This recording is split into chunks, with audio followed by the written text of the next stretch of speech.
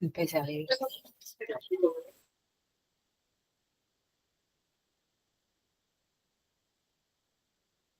Viendo bien la presentación, por favor. Sí.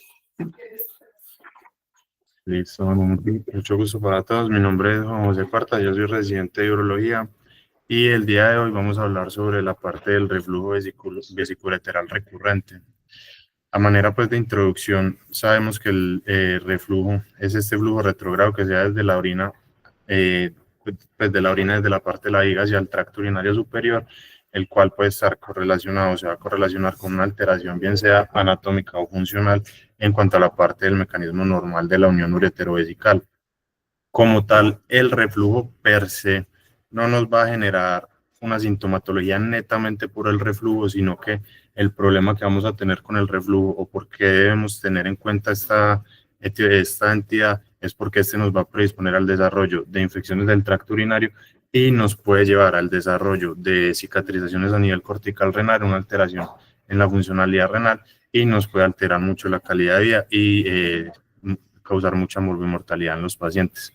Cuando enfocamos esta etiología de manera inicial es importante diferenciar entre los reflujos que son primarios y los secundarios. Vamos a tener los reflujos secundarios, aquellos que tienen alguna alteración adicional, pacientes que tienen alguna alteración anatómica que nos explica el origen del reflujo. Es que los reflujos primarios son aquellos que el problema va a estar como tal netamente en la unión ureterovesical, sin otra alteración anatómica que nos explique esta parte del desarrollo. Es una etiología que es relativamente frecuente, casi un 1% del total de la población pediátrica va a tener algún grave reflujo vesiculolateral.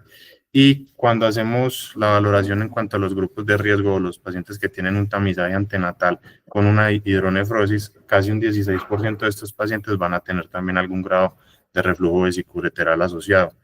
Es una entidad que va a tener cierta predisposición genética, casi un 27% de los pacientes que tienen un hermano con reflujo vesiculolateral y un 35% de los que tienen un padre van a desarrollar esta entidad. Y algo muy importante es que cuando tenemos pacientes que tienen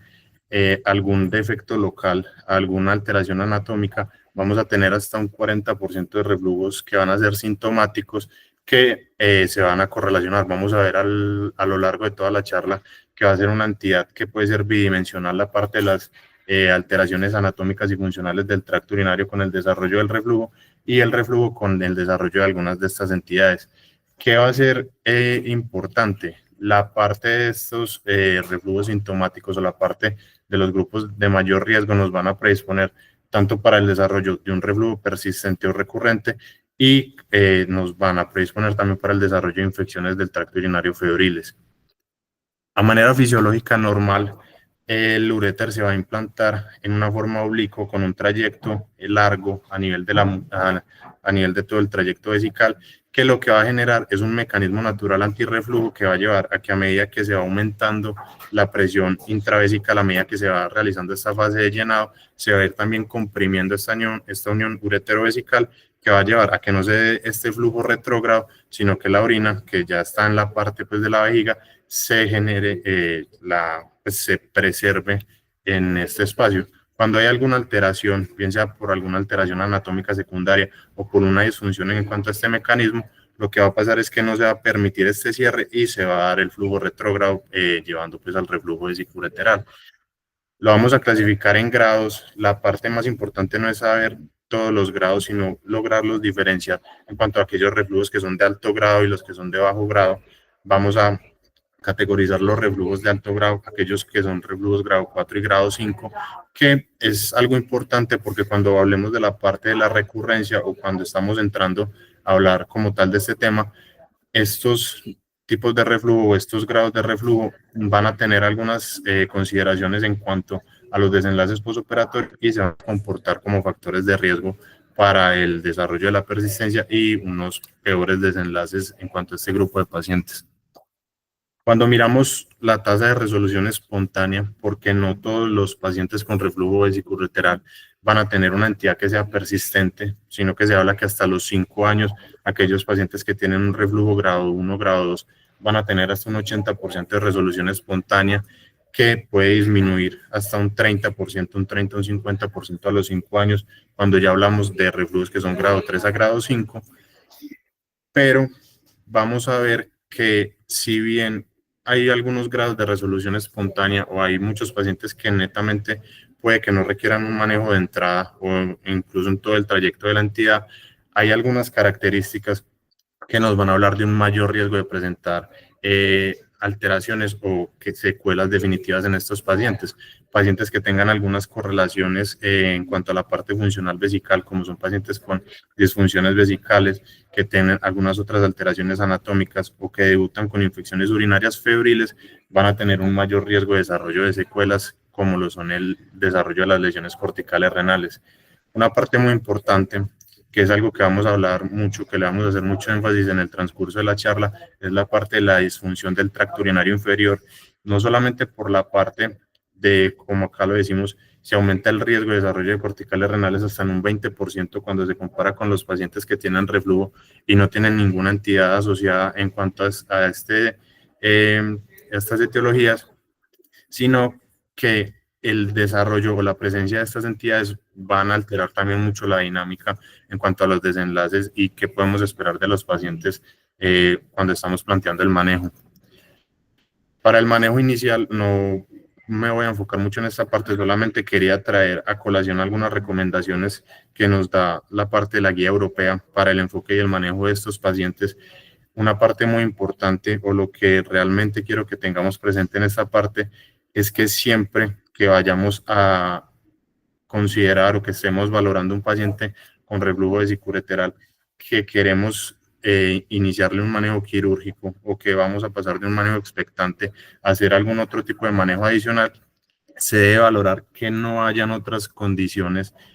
asociadas que nos puedan o estar explicando la presencia del reflujo, porque recordemos que no todos los reflujos son primarios, sino que pueden haber reflujos secundarios, y que no hayan algunas otras características como es la disfunción del tracto urinario que nos puedan estar exacerbando o que nos puedan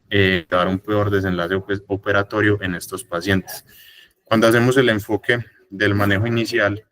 no solamente tenemos que tener en cuenta las características del reflujo, digamos que eso es una porción del espectro que tenemos que valorar, pero la característica del reflujo va a ser solamente una parte. Tenemos que valorar las partes de cómo es el debut, si son debuts con infecciones urinarias, cómo ha sido la severidad de estas infecciones urinarias. Es muy importante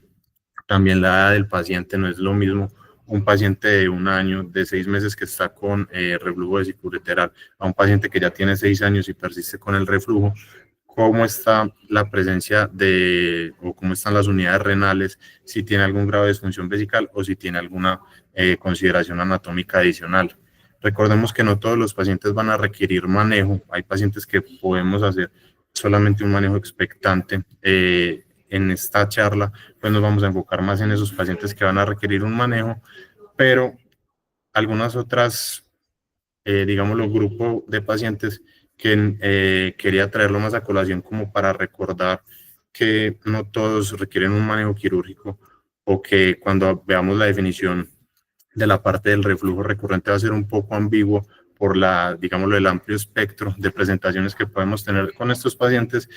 La parte de la profilaxis antibiótica, que si bien es un poco debatida, digámoslo, lo más grande o lo que más se lee cuando se enfoca a estos pacientes es la parte del RIBUR, que si bien tiene muchas consideraciones que hay que tener presente cuando se está analizando el estudio, la parte que quería traer a colación de esto es que incluso en estos pacientes que de manera inicial no estamos planteando un manejo quirúrgico, como por ejemplo es un paciente que se puede llevar o que se plantea el uso de una terapia con profilaxis antibiótica, en estos pacientes que se demuestra que tiene una efectividad, dos consideraciones importantes que son los pacientes donde más efecto se ha visto o donde realmente se alcanza, digámoslo, un efecto importante con este tipo de terapia, son los pacientes que tienen un debut con infecciones urinarias febril y, muy importante, los pacientes que tienen disfunción vesical y intestinal, que esto es la parte por la que realmente lo quería traer. Es muy importante cuando hacemos el enfoque inicial de estos pacientes mirar esta parte pues de las disfunciones que puedan estar asociadas. Cuando hablamos del éxito o de que vamos a considerar un éxito con la terapia, es un poco ambiguo. Ahorita vamos a mirar que no es tan claro que vamos a definir como un éxito neto en el manejo. Dependiendo de la definición que se use, se puede tener diferentes tasas de éxito, pero cuando comparamos las diferentes opciones terapéuticas que ya Caro nos había explicado un poco en la charla pasada, vamos a tener, digámoslo, tres grupos grandes o unos grupos grandes, que es el reimplante abierto, que vamos a tener tasas de éxito que van a rondar un 95%, para medidas generales van a ser superiores a un 90%, que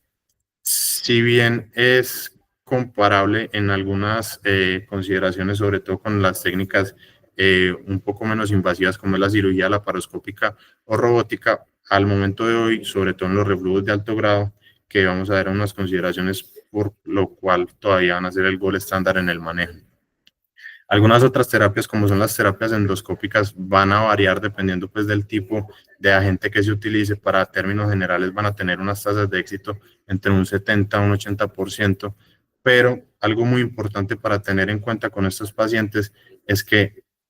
dependiendo del tipo o del grado de reflujo que tengamos en estos pacientes, que ahorita vamos a mirar a qué me refiero con esto, vamos a tener unos desenlaces que pueden ser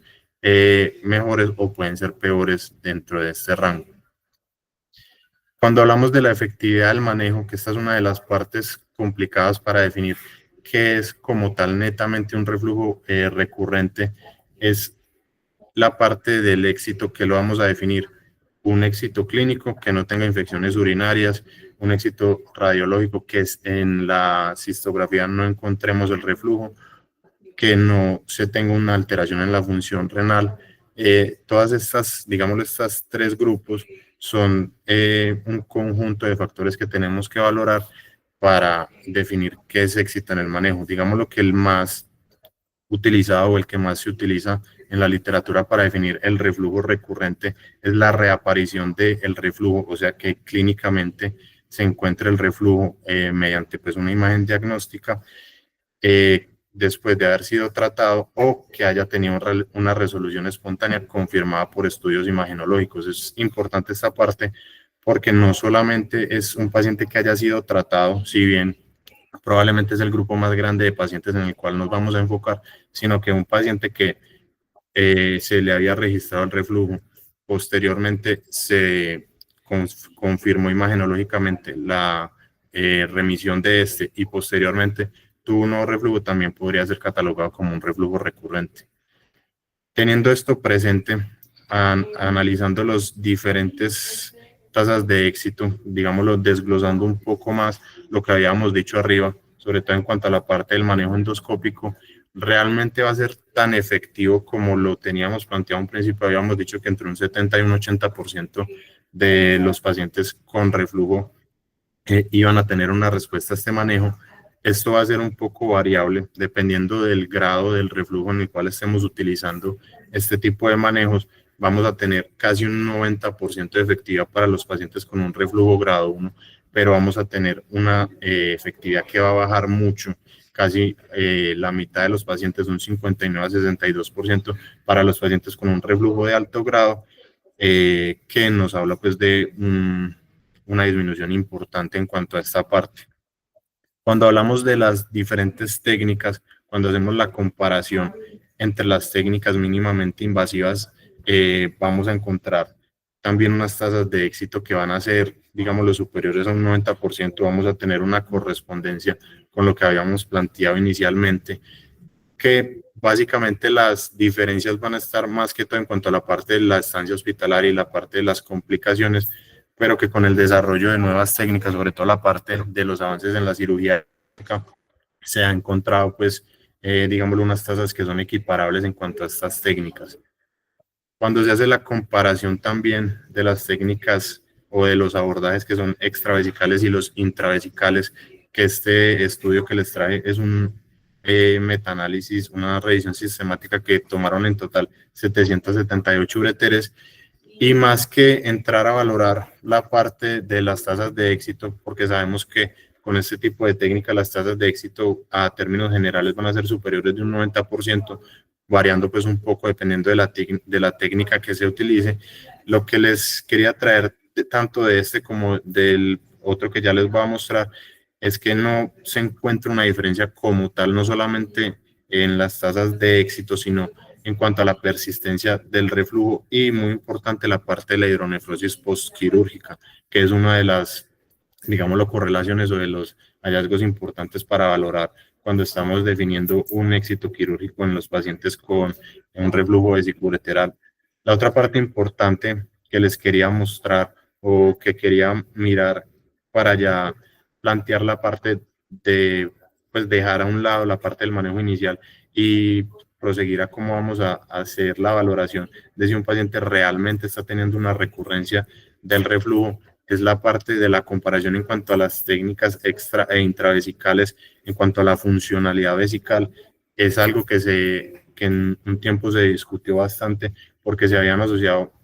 o se había planteado la posibilidad de que hubiera una disminución tanto en la capacidad vesical como una alteración en la funcionalidad cuando se hacía una resección o se hacía un compromiso marcado pues, del detrusor, pero realmente cuando se compara las tasas de residuo postmiccional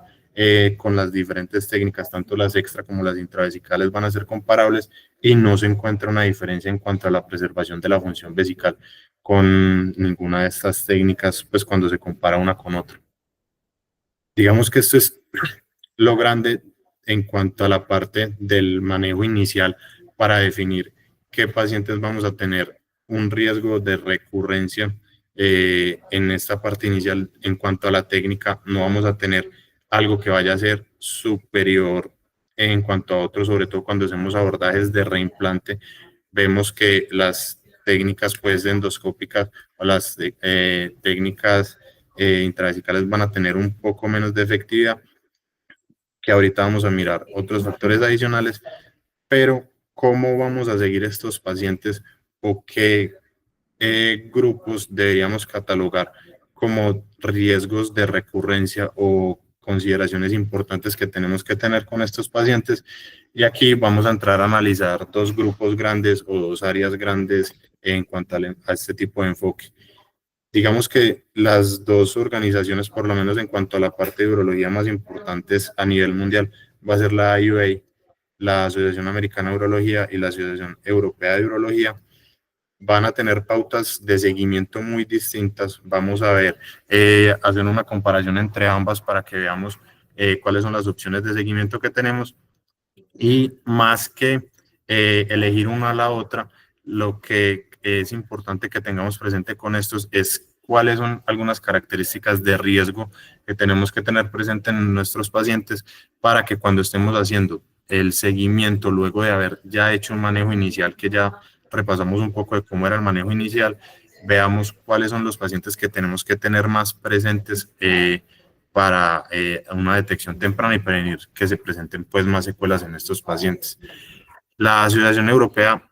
lo va a dividir en tres grupos de riesgo, los grupos de alto, moderado y bajo riesgo. Estos grupos de alto riesgo van a ser pacientes que de manera inicial sean sintomáticos con reflujos de alto grado y que tengan o alteraciones en cuanto a la funcionalidad renal, que tengan o bien sea una alteración netamente en cuanto a la función renal o que ya tengan demostrado mediante una imagen, bien sea una gamografía o resonancia, una alteración en cuanto a la estructura de la corteza renal secundaria a estos procesos, que son pacientes que van a ser considerados de alto riesgo, que generalmente van a ser de entrada, o la recomendación que nos va a dar la guía de entrada es realizar un manejo quirúrgico y que el seguimiento tiene que ser un poco más estrecho. Si bien ellos no son tan estrictos como vemos, como vamos a ver ahorita, perdón, en cuanto a la sociedad americana, de decir el seguimiento debería ser cada cuánto, con tal y tal herramienta, si hablan de que se debería hacer una reevaluación completa por lo menos 6 meses, en esos primeros 6 meses posterior al manejo quirúrgico, y que se debería hacer un seguimiento estricto siempre de mirar cómo está la funcionalidad del tracto urinario inferior y hacer seguimientos para la detección de infección urinaria. La otra recomendación que nos dan en este grupo de pacientes como son pacientes que ellos consideran que se deberían llevar a un manejo quirúrgico, es hacer la cistografía posquirúrgica cuando se tenga la disponibilidad. Realmente no ponen una recomendación en cuanto al tiempo para realizarla, pero sí hablan de que siempre deberíamos tener un seguimiento con una cistografía en este grupo de pacientes. Los pacientes con un riesgo moderado van a estar divididos, por así decirlo, en algunos subgrupos. Los pacientes que son sintomáticos previo a, digámoslo, el entrenamiento, lo que ellos hablan de entrenamiento miccional, el control de los esfínteres, que no tengan alteración en cuanto a la función renal, se puede ser un poco más laxo que aquellos que sí tengan una alteración en la función renal. Cuando tenemos los pacientes de riesgo moderado, vamos a hablar de que generalmente este grupo de pacientes tienen un reflujo de alto grado o una alteración en la función renal, que esto es lo que nos va, digámoslo, a diferenciar a estos pacientes del riesgo alto, que el riesgo alto va a ser con similares características, pero todavía no tienen ese periodo o es un periodo más precoz, no tienen todavía la parte del control de los esfínteres. Y si bien hablan de que la resolución espontánea se puede presentar de mayor frecuencia en este grupo de pacientes en comparación con los de alto riesgo, también se puede plantear la parte pues, del manejo quirúrgico, obviamente aislando pues, el paciente. En cuanto a la parte del seguimiento, que digámosle la parte que más nos compete en cuanto a la revisión de hoy, la reevaluación se debería hacer un poco más, digámoslo, más laxa, o permiten ser un poco más laxos en estos pacientes. Hablan de que se puede revalorar los pacientes cada 12 o incluso 24 meses, una revaloración continua, valorando el desarrollo de infecciones urinarias y valorando la presencia de hidronefrosis o la resolución de esta. Acá no hablan de tanto de que se debería realizar una imagen, probablemente los podemos seguir netamente con una ecografía para valorar la presencia de ausencia de hidronefrosis. Y algo importante es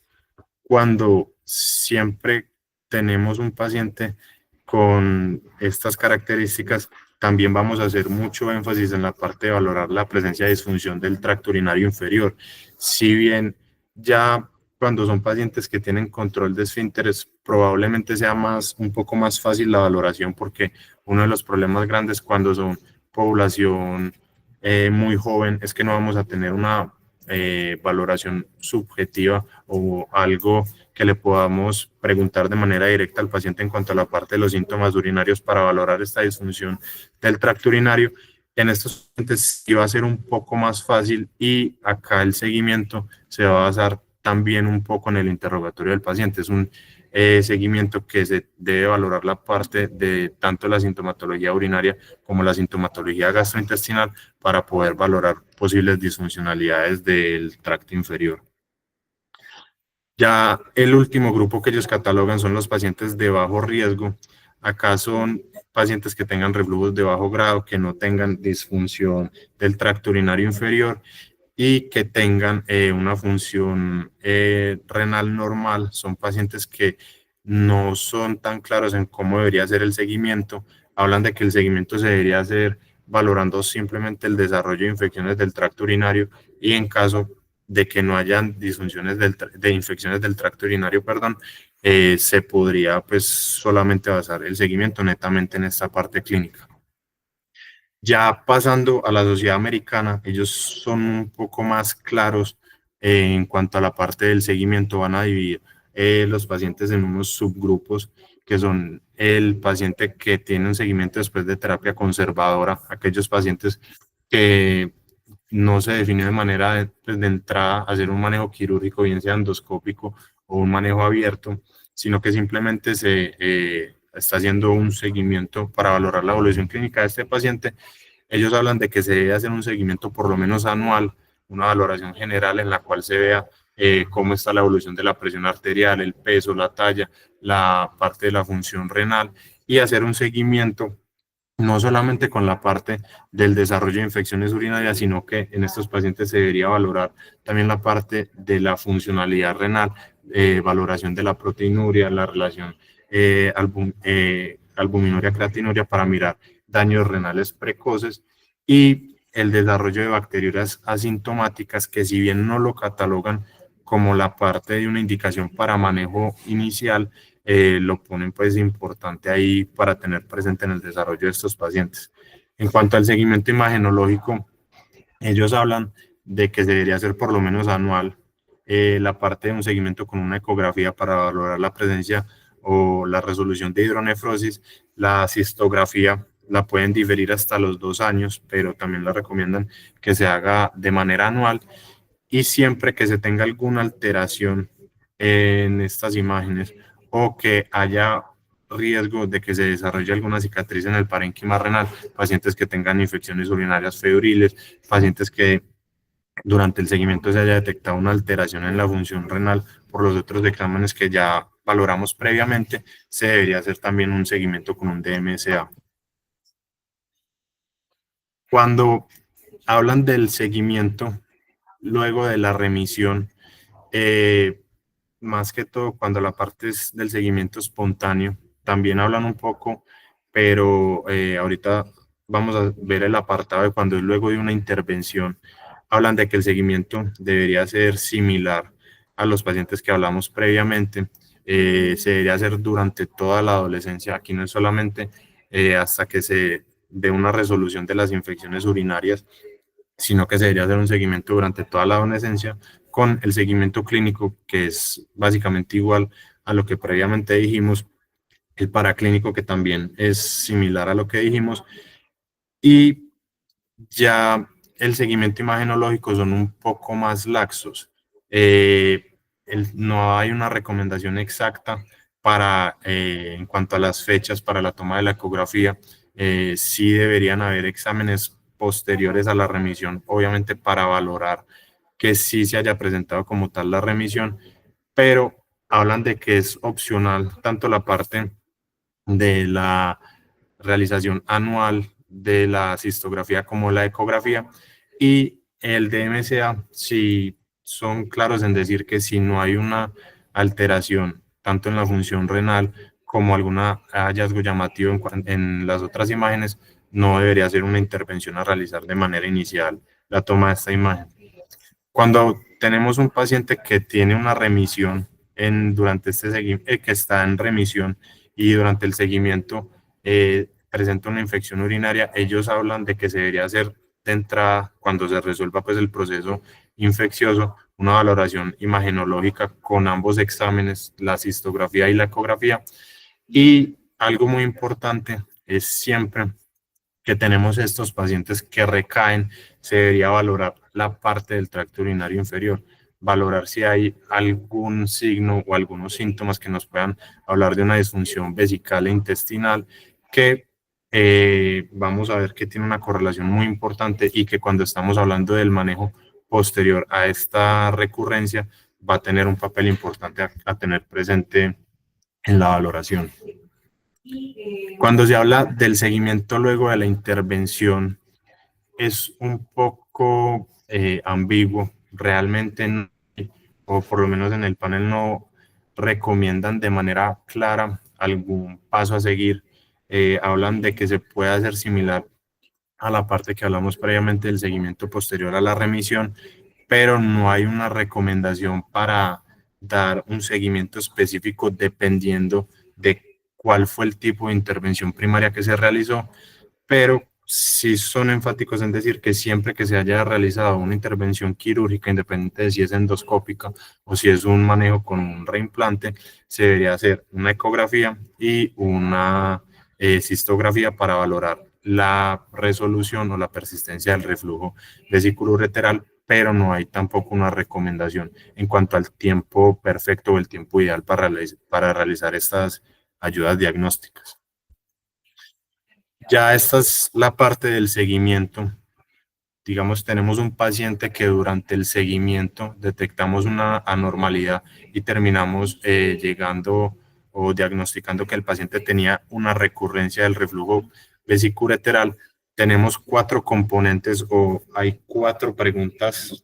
o casillas que nos deberíamos enfocar para la valoración de estos pacientes. El primero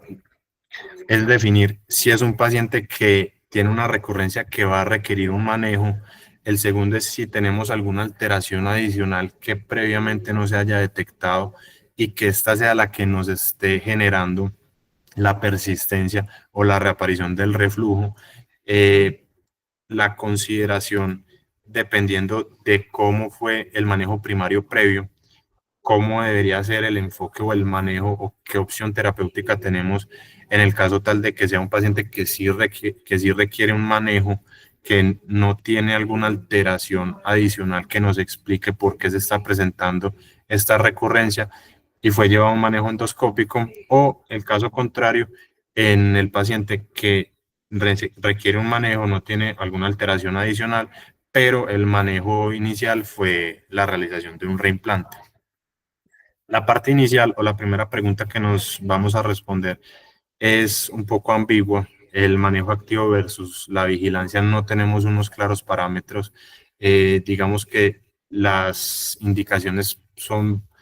similares a la parte del manejo primario. Los pacientes que tienen un reflujo de alto grado, que tienen episodios de infecciones urinarias febriles o que tienen deterioro en la funcionalidad renal, se debería realizar un manejo activo. En los pacientes que tienen reflujos de bajo grado, que tienen un reflujo grado 1, grado 2, y en algunos casos reflujos grado 3, queda un poco la duda de cómo debería ser el manejo. Realmente no hay tanta evidencia para estos pacientes, pero lo podríamos resumir en pacientes de grado 3 a grado 5 se debería realizar algún otro tipo de intervención. Pacientes que tengan infecciones febriles o que tengan un deterioro en la funcionalidad renal, también independiente del grado, debería ser llevado a esta intervención, pero teniendo en cuenta ciertas consideraciones que vamos a ver que son importantes para definir que realmente el problema sea el reflujo y no una condición adicional. ¿Cuáles son algunos factores que tenemos que tener presente previo a definir que es un paciente que va a requerir otro manejo activo y que va a ser muy importante para mirar qué debemos valorar o cómo deberíamos enfocar el manejo de estos pacientes? Es qué factores están relacionados con la falla en este tipo de terapias. Cuando hablamos de la terapia endoscópica, tenemos algunos factores como es el grado del reflujo. Cuando tenemos compromisos bilaterales, obviamente va a ser un poco menor la parte de la resolución con un manejo endoscópico. Algo muy importante, que ahorita vamos a hacer un apartado grande de esta parte, es la disfunción del tracto urinario inferior, que vamos a ver una correlación importante bidimensional en estos pacientes. Y algo importante a tener presente es cuando son pacientes que ya tienen un manejo previo fallido. Cuando entramos a valorar los pacientes, que si se acuerdan cuando hablábamos de las diapositivas iniciales, eh, los pacientes que más iban a beneficiar de este tipo de terapias iban a ser los pacientes que tenían unos reflujos de bajo grado. Cuando realmente entramos a mirar cómo es la correlación, si bien hablábamos de que tenían un poco mejor los desenlaces grado 1, grado 2, cuando entramos ya a mirar los reflujos grado 3, grado 4 y grado 5 van a ser similares realmente en cuanto a la tasa de resolución, que van a ser más o menos un 50 hasta un 60% de los pacientes con estos grados de reflujo que van a tener una respuesta. ¿Y cuáles van a ser dentro de estos,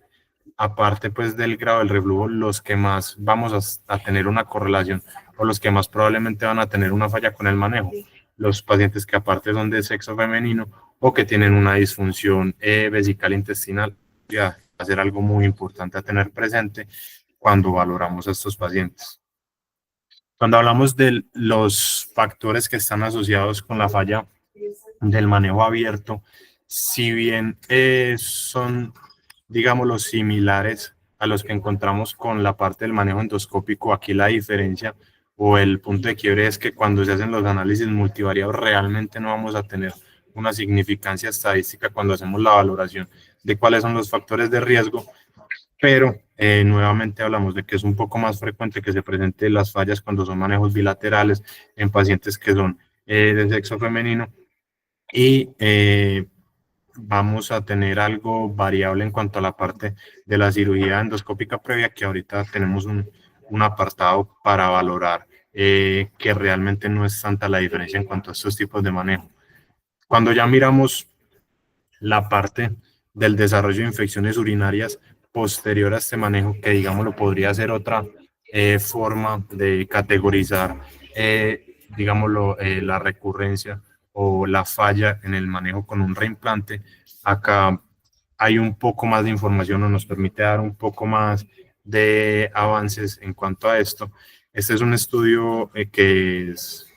muy bacano. Ellos tomaron 1.070 pacientes, un 73% de ellos eran mujeres,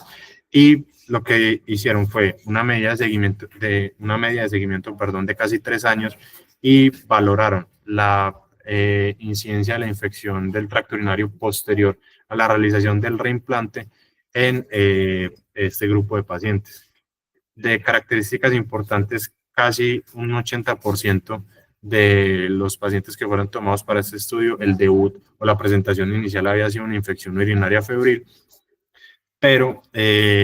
la consideración importante es que si bien tenemos una tendencia general a hablar de unas tasas de éxito de hasta un 90-95% con este tipo de manejos, en este estudio la parte interesante fue que hasta casi un 22% de los pacientes presentaban algún tipo de infección urinaria posterior a la realización del procedimiento, siendo un 6% de infecciones altas, pues pielonefritis posterior a la cirugía, no en el tiempo pues del posoperatorio inmediato. Cuando hacían el análisis multivariado de cuáles eran los factores de riesgo para el desarrollo de estas infecciones, encontraron casos similares a la parte de lo que hablábamos con los manejos endoscópicos. Los pacientes con reflujos de mayor grado iban a tener un mayor porcentaje de riesgo, el sexo femenino. Y algo muy importante es la parte de tener infecciones urinarias febriles como presentación clínica inicial, o tener alguna alteración en cuanto a cicatrización renal prequirúrgica, también se van a comportar como los factores de riesgo en los análisis multivariados. Esto porque es importante, porque, digámoslo, una de las consideraciones o de las ambigüedades que se puede presentar cuando se hacen los estudios es la parte de la disfunción del tracto urinario en los pacientes que son llevados a un manejo abierto, porque hay algunos estudios que cuando se entra el análisis realmente no tienen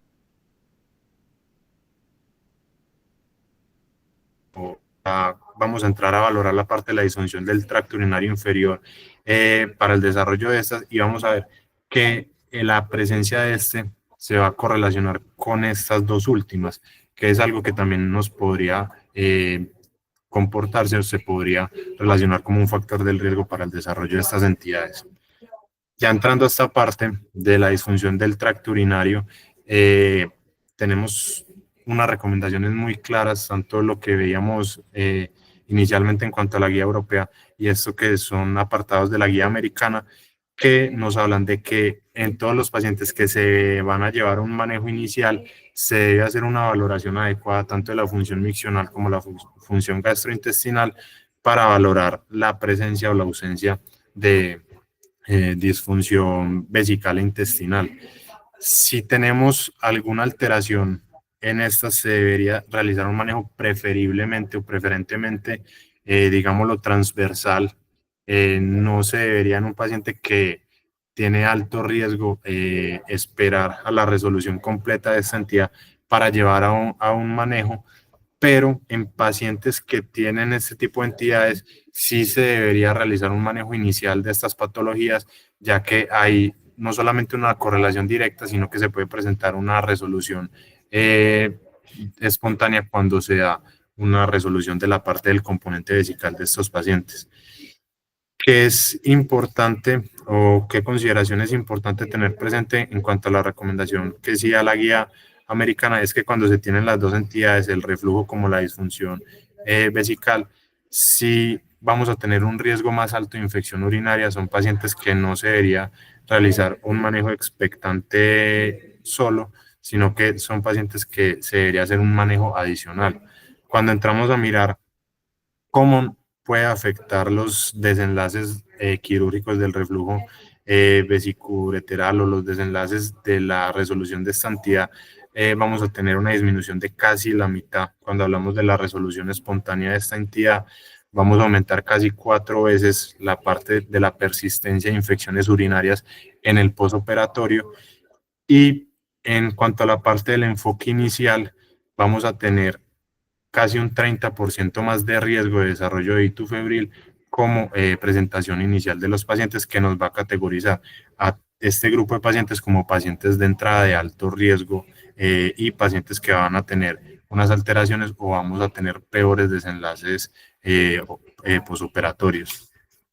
La relación entre estas dos entidades no es realmente algo nuevo. Desde el 76, Hinman y Bauman vienen describiendo esta correlación. Ellos hablaban de que la presencia de una y otra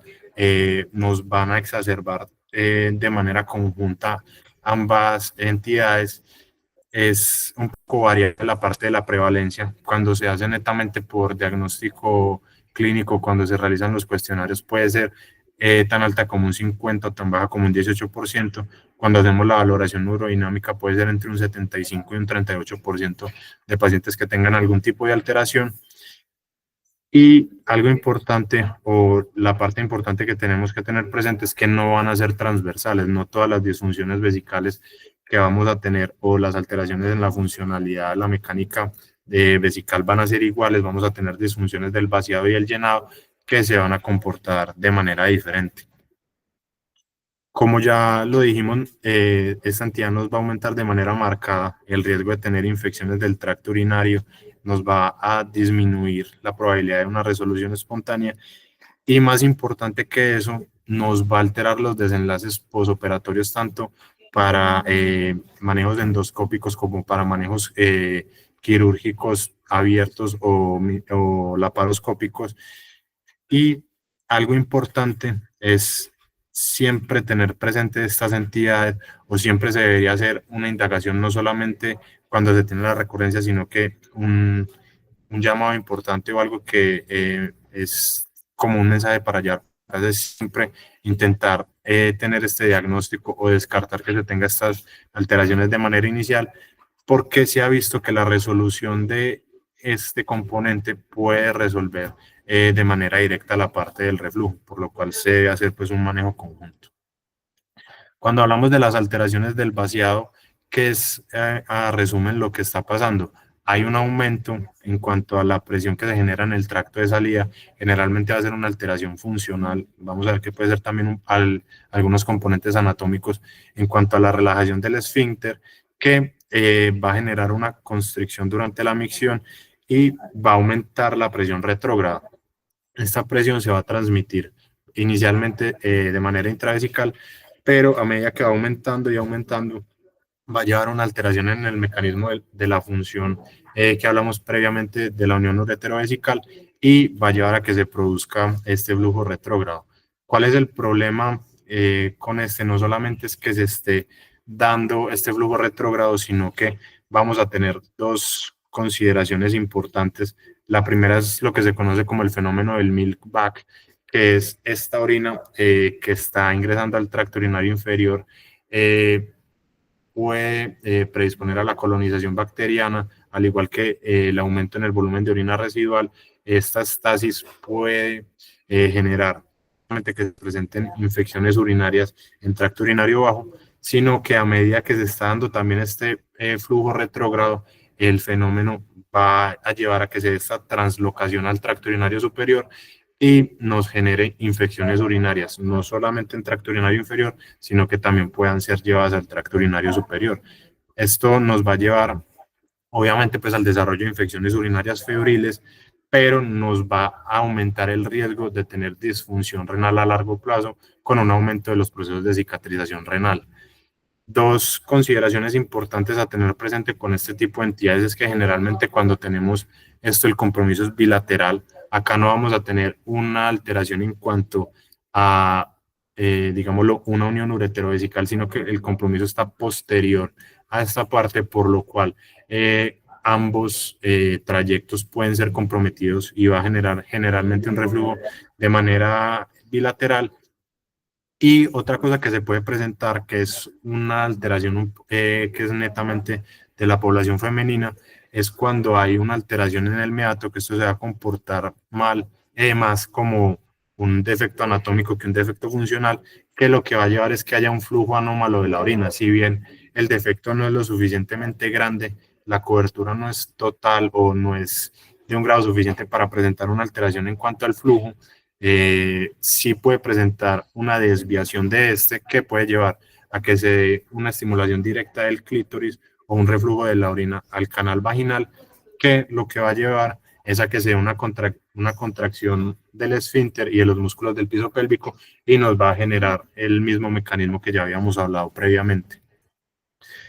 La otra parte a tener presente en estos pacientes no son solamente las disfunciones del vaciado, sino las disfunciones del llenado. Recordemos que son las dos partes del ciclo vesical, que aquí lo que va a pasar es que se va a dar generalmente un fenómeno de hiperactividad vesical que va a aumentar de manera marcada y aguda las presiones intravesicales que van a vencer este mecanismo. Lo que pasa es lo que podemos ver acá en esta videourodinamia, que se alcanzan presiones del detrusor marcadas, pero digámoslo, el mecanismo o la protección de la unión uretrovesical sopesa la fuerza hasta cierto punto, pero una vez se alcanza una presión tal que sobrepase la fuerza que tiene o el mecanismo de resistencia que tiene la unión uretrovesical, como podemos ver acá en esta imagen, se va a dar el flujo retrógrado de orina llevándonos al reflujo únicamente durante la fase del llenado, que es lo que nos va a hablar de que netamente la disfunción es secundaria a esta parte de la hiperactividad vesical. Acá el manejo, más que la parte de del reflujo como tal, sería el manejo de la hiperactividad, porque si vemos toda la otra parte de la cistografía, mientras estamos haciendo la videourodinamia, no presentamos reflujo, a no ser que se presente este aumento marcado pues, de la presión intravesical. Cuando miramos la prevalencia, hay que entrar a mirar primero qué tan prevalentes son los síntomas del tracto urinario inferior, los LUTS, en los pacientes que tienen reflujo vesicoureteral. Más o menos entre un 30 y un 40% de los pacientes que tienen reflujo vesicoureteral van a tener síntomas del tracto urinario asociados, y hasta un 32% de estos pueden tener una disfunción miccional. Ya hablamos de que pueden ser del vaciado o del llenado, pero un porcentaje alto, casi un tercio de estos pacientes se pueden presentar con este tipo de alteraciones. Que se ha visto o que se ha correlacionado a esta presencia de esta sintomatología, a que el reflujo sea de un mayor grado, a que tengan una disminución en la compliance vesical, que nos va a hablar de que digámoslo, no se puede tener una distensibilidad o una acumulación marcada de orina, porque no va a permitir que se distienda hasta cierto punto, sino que se va a tener un aumento muy marcado de las presiones con bajos volúmenes, que recordemos que este aumento marcado de las presiones es lo que nos va a llevar a que se produzca o a que se exacerben estos reflujos, y se va a correlacionar también con mayores grados de hiperactividad vesical y una menor capacidad vesical, en parte correlacionado también con la disminución que se tiene en la compliance. Cuando hablamos de este tipo de alteraciones, hay que tener dos partes importantes o dividirlo en dos momentos importantes: la parte de la capacidad vesical temprana, que si bien no hay como una estandarización para decir a partir de tantos años o a partir de tantos meses se habla de capacidad vesical temprana y a partir de tantos una capacidad vesical tardía, digámoslo, los grupos que se usan o lo que uno se puede tomar para valorar estos dos es la parte también de la presencia del control de esfínteres, que digámoslo lo podríamos correlacionar de manera indirecta a esto, siendo un nuevo control de esfínteres la capacidad vesical temprana y correlacionándolo el control ya con capacidad vesical tardía. ¿Esto por qué es importante? Porque casi todos los pacientes, casi un 95% de los pacientes que tengan o no síntomas del tracto urinario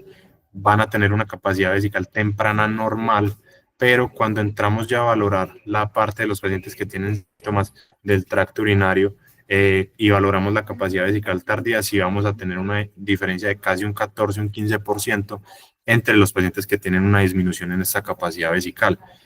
También cuando miramos la parte del desarrollo o la presencia de los síntomas del tracto urinario con el detrusor hiperactivo, vamos a tener casi un 30% de aumento en la hiperactividad del detrusor cuando comparamos estos dos grupos poblacionales. Y algo importante es que la parte de los síntomas del tracto urinario no descartan o no van a, digámoslo, no van a sopesar la parte de la disfunción miccional. A medida general, casi un 20% de los pacientes pueden tener algún grado de disfunción miccional, y si bien hay algunas alteraciones que van a estar más frecuentes en los pacientes con síntomas del tracto urinario, no todos los pacientes que tengan una disfunción miccional urodinámica van a tener síntomas del tracto urinario asociado. Algo importante de este estudio y algo por lo cual quería hacerle énfasis a este es por esta parte. Si bien vimos que la parte de los síntomas del tracto urinario se correlacionan más con la disminución en la capacidad vesical tardía, con el detrusor hiperactivo, cuando hablamos de la disfunción miccional, de este aumento de la presión durante el vaciado, va a ser incluso mayor o fue incluso mayor en este estudio en los pacientes que no tenían síntomas del tracto urinario, por lo cual es importante no descartar o no hacer un seguimiento únicamente con la parte de los cuestionarios para la detección de estas entidades. Recordemos lo que decíamos previamente, que cuando hacíamos la comparación entre los valores urodinámicos y la parte de los cuestionarios, iban a ser un 75% los valores, la prevalencia de este tipo de disfunciones cuando hacíamos el diagnóstico urodinámico, y hasta un 50% en los pacientes que eran llevados pues, a cuestionarios. Otro estudio que quería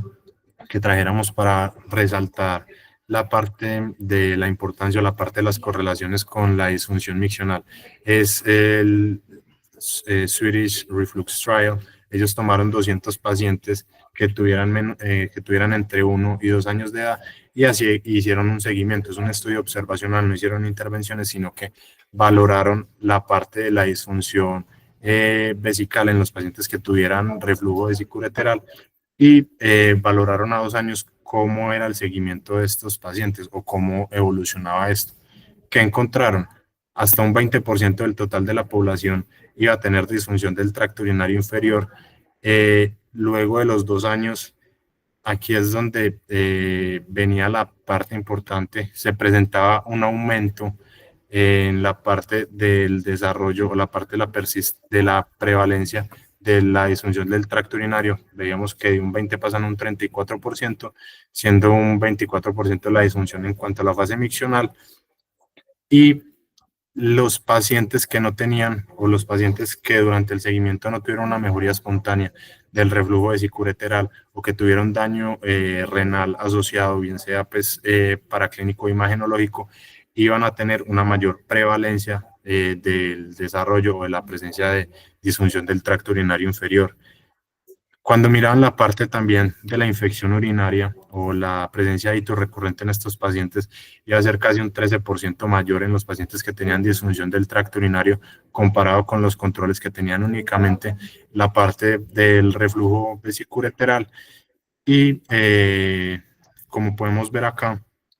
la parte del daño renal iba a ser mucho más prevalente, casi un 25, un 30% de diferencia cuando se miraba la parte de la alteración en la función renal o que tenían daño en la función renal cuando se comparaba la función del tracto urinario inferior. Haciendo la comparación o mirando qué consideraciones en cuanto a la urodinamia se podría tener presente en estos pacientes o que haya otros hallazgos aparte del simplemente vejiga hiperactiva y disfunción miccional se puede tener. Vemos que casi un 51% de los pacientes que tienen un reflujo de alto grado, ya cuando hacemos una determinación un poco más detallada, por lo menos en este estudio, iban a tener alguna alteración urodinámica. Y lo más frecuente, si bien en este estudio se encontró una prevalencia mucho mayor de hiperactividad vesical, algo importante a tener presente es que casi tres cuartas partes de los pacientes, un 72%, iban a tener una presión durante el llenado, una presión final durante el llenado elevada. O sea, el mecanismo o digámoslo, la mayor fuerza que nos va a llevar al desarrollo de ese reflujo vesicolateral, casi tres cuartas partes de los pacientes iban a tener pues esta alteración. Casi la mitad de los pacientes tienen una disminución en la compliance, una capacidad vesical disminuida también en casi la mitad de los pacientes y también un porcentaje no despreciable, un 3% de los pacientes iban a tener una disminución en cuanto a la sensación vesical.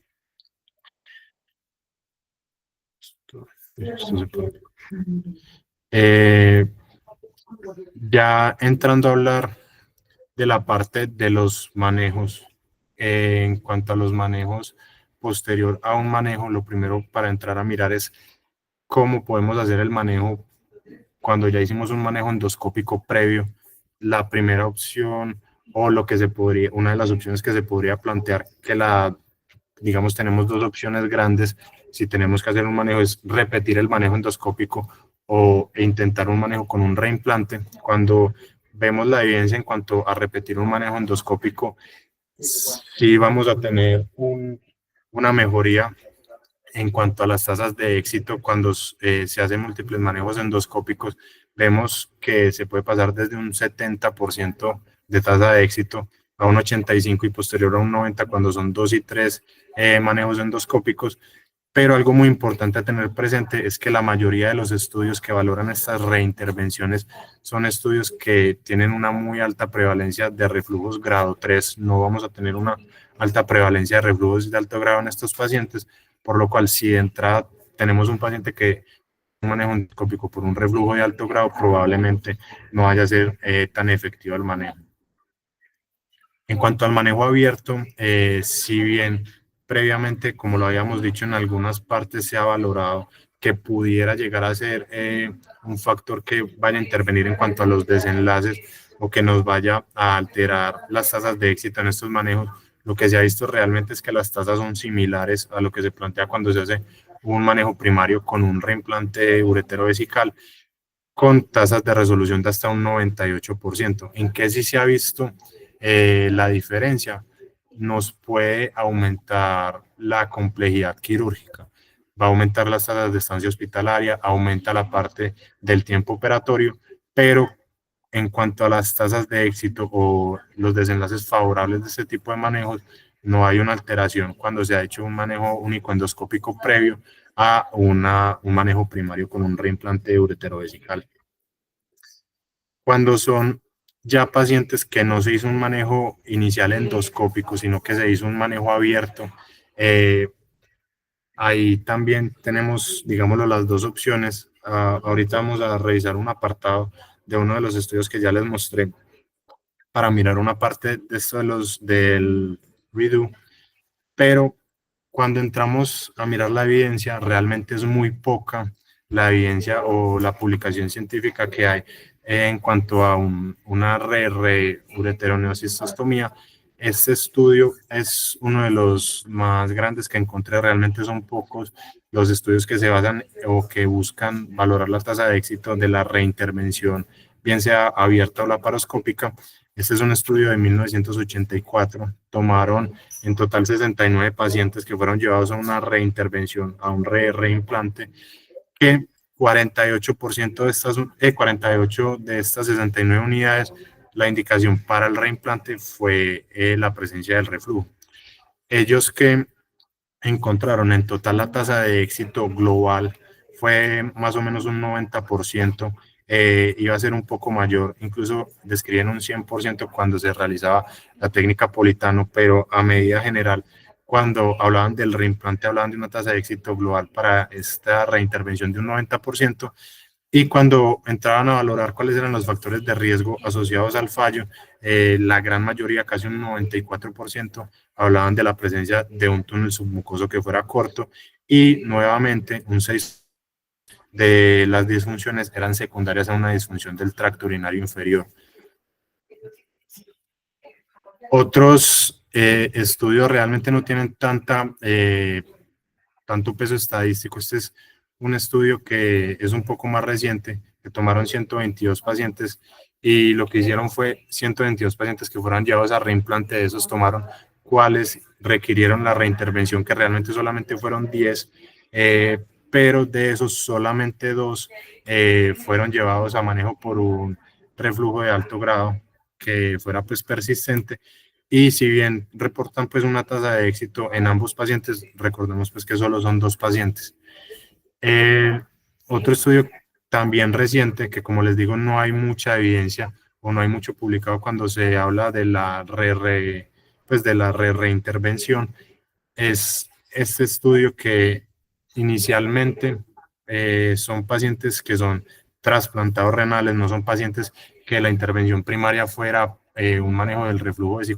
vesicoureteral, sino que son pacientes que tuvieron un reimplante para su trasplante renal y un 64% de estos tuvieron que ser llevados a un reimplante por el desarrollo de reflujo vesicoureteral con tasas de éxito de un 91%, que son, digamos, los similares a lo que veíamos anteriormente descrito.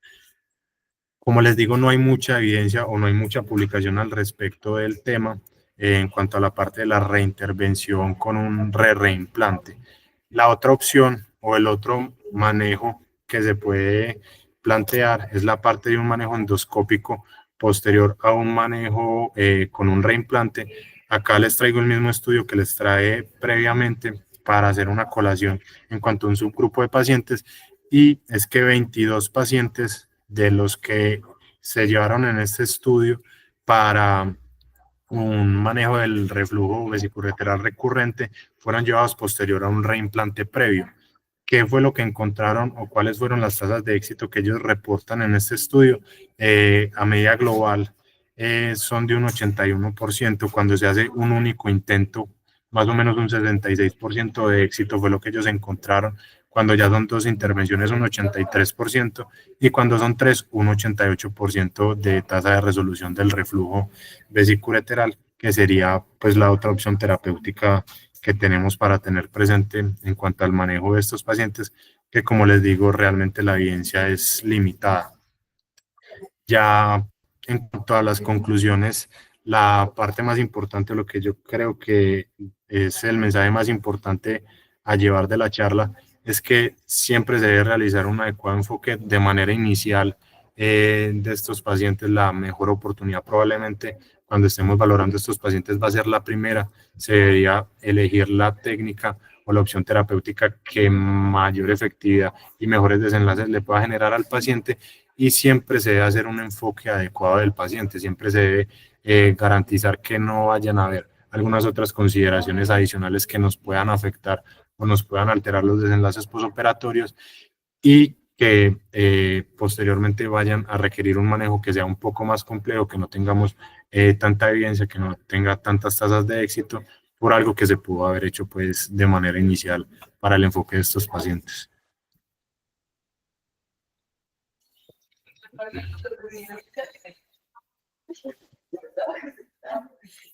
Eso era como lo que les traía para hoy. No sé si alguien tiene alguna duda, algún comentario. Espero que no. La doctora Natalia Herrera levantó la mano. Hola, buenos días para todos. Buenos días, doctor. Bueno, yo pienso que hizo un enfoque completo, un poco extenso, pero muy completo sobre el tema,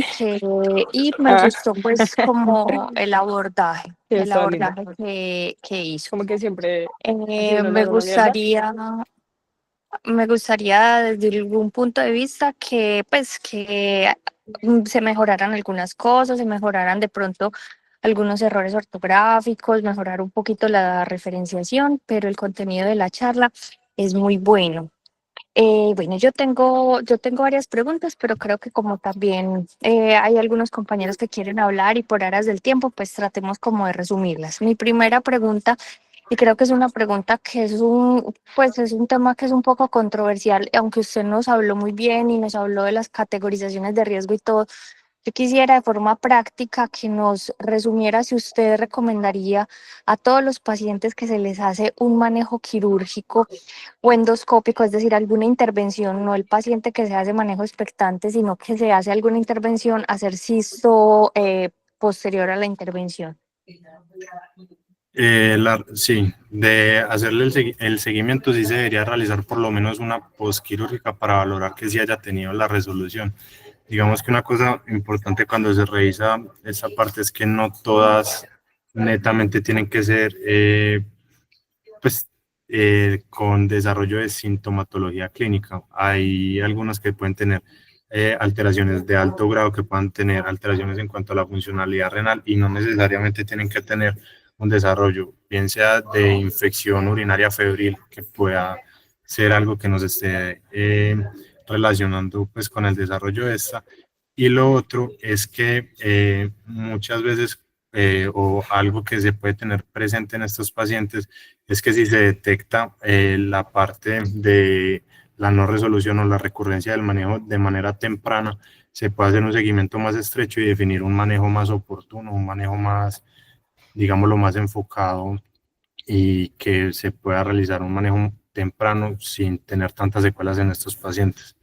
Entonces, digámoslo, lo que no hay tanta evidencia es en cuanto a la parte del tiempo de realizarla.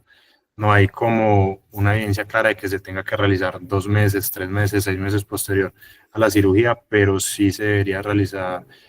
cuando se haga un manejo, una intervención quirúrgica, bien sea endoscópica o con un reimplante, la parte de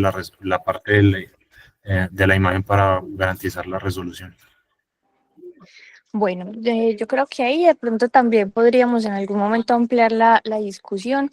porque aunque pues es completamente cierto que, y hay mucha evidencia, como usted lo dijo muy bien, en el paciente que hace infección urinaria febril o en el paciente que desarrolla deterioro de la función renal o algún síntoma, digamos que postquirúrgico, está como mucho más sedimentada esa indicación. De pronto en el paciente que en un seguimiento, digamos, rutinario, es donde empieza a haber algo de controversia. Incluso hay algunas escuelas y la escuela de pronto europea es un poquito más, digamos, entre comillas, laxa en la indicación de las cistos posoperatorias y como usted muy bien lo dijo, al menos en los pacientes quirúrgicos, el paciente que se lleva pues a un reimplante que tiene índices de éxito desde el 95% después de la cirugía, pues se ha tratado de limitar un poco más esa indicación. Entonces yo creo que se han propuesto algunas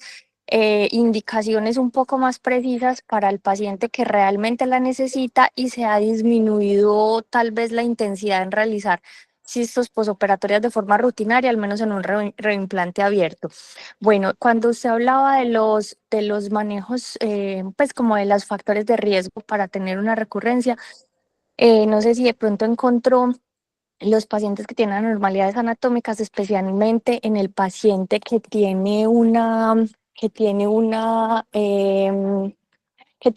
se le hace manejo endoscópico, pero que tiene alguna anormalidad anatómica, por ejemplo, un divertículo paraureteral o una alteración de la vejiga. No sé si encontró algún dato sobre eso.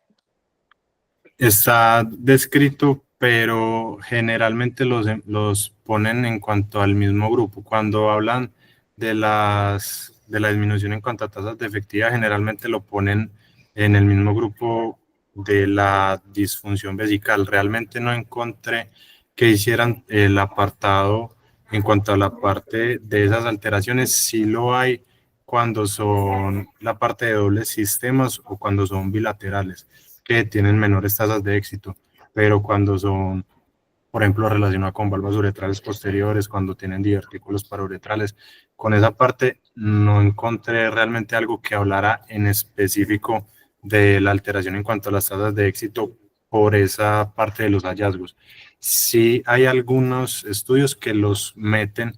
con el mismo grupo de las disfunciones vesicales, pero separados, aparte de esos dos puntos que hay, no, realmente no encontré mucho. Ah, bueno, doctor, y solo como la última pregunta, y si yo le preguntara de forma como muy concreta, ¿a qué paciente realizaría usted una biourodinamia después de, pues en el contexto de todo lo que presentaste, de todo lo que estudiaste, que es el paciente que ya fue intervenido de un reflujo y que hay sospecha de que estamos ante una recurrencia por disfunción vesical? ¿Cuál sería como el escenario en el que indicarías una videourodinamia? Yo lo indicaría en los pacientes que tienen una recurrencia con un manejo, primero que sea un manejo abierto, pues que sea un manejo que tenga unas tasas de éxito que sean un poco más altas, no necesariamente entran los pacientes con manejo endoscópico o pacientes que tengan sintomatología de disfunción del tracto urinario asociada a la recurrencia, pacientes que tengan síntomas de disfunción miccional, que tengan síntomas del vaciamiento marcado, pacientes que previamente se le haya hecho una urodinamia y tenga hiperactividad vesical, esos son como grandes. Otros pacientes que de pronto también se le podría indicar son pacientes que tienen infecciones urinarias recurrentes y no tienen un reflujo de alto grado en la parte de la cistografía para valorar si de pronto hay algo adicional en cuanto a la parte de la funcionalidad vesical, pero el problema es que tampoco está tan estandarizado. Digamos que cuando uno entra a hacer una revisión extensa no hay como unos apartados claros de pacientes que se les debería realizar biourodinamia de entrada, pacientes que van a tener una mayor correlación clínica con los estudios biourodinámicos, pero lo que uno podría extrapolar es pacientes que sean de un riesgo alto a moderado de presentar este tipo de alteraciones. Listo, doctor, muchísimas gracias por su charla. Digamos, eh, el profe Walter tiene la mano levantada. Eh, bueno, buenos días a todos. Va a ser corto entonces, ya creo que fue muy extensa ya la charla. Un tema muy complicado por la búsqueda de la información y las pocas posiciones que hay de las sociedades y las como directrices para este tipo de pacientes. Yo solamente como el mensaje es que si un paciente fue operado, fue bien operado, se hizo una técnica abierta y presenta un reflujo recurrente, piense que hay algo yo siempre pienso que hay algo funcional debajo que se nos pasó en la primera, o que lo desarrolló cuando el paciente empezó a controlar esfínteres, o hay algo por debajo siempre, y creo que hay que investigar muy bien los loops, los síntomas del tracto urinario inferior, siempre preguntarlo en las consultas, y la evaluación funcional de la vejiga, tenerlo como siempre muy en cuenta cuando falla. Cuando ve esos casos de que tenía un reflujo en un lado, el paciente mejoró y aparece el reflujo en el otro lado, en el lado contralateral, siempre es como sospechar que hay algo por debajo funcional que se nos está pasando. E incluso, casi no hiciste énfasis en eso o no lo escuché bien, pero a veces solamente el manejo de la parte funcional, esos reflujos pueden llegar a mejorar, y el control de esos síntomas del tracto urinario inferior. Por lo demás, felicitaciones. Es un tema complejo, pero lo abordaste bien y ampliamente.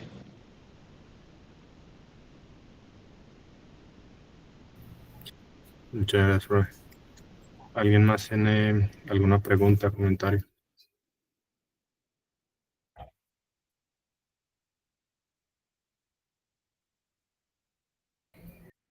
Bueno, muchas gracias a todos. Hasta luego. Vamos por terminar la reunión.